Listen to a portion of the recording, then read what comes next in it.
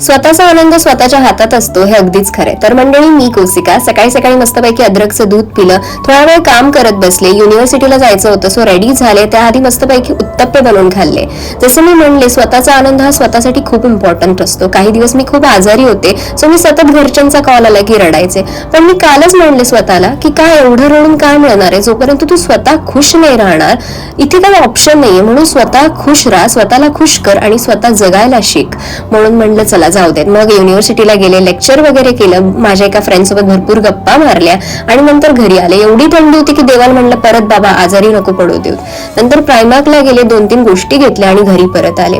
घरी आल्यावर मी ना चिकन नगे ट्राय केले होते. मी हे कधीच नाही ट्राय केले, मला फारसं चिकन आवडत नाही, पण असोत ओके होते. तुम्हाला व्हिडिओ कसा वाटला मला कॉमेंट्स मध्ये नक्की सांगा. बाय. Let's try.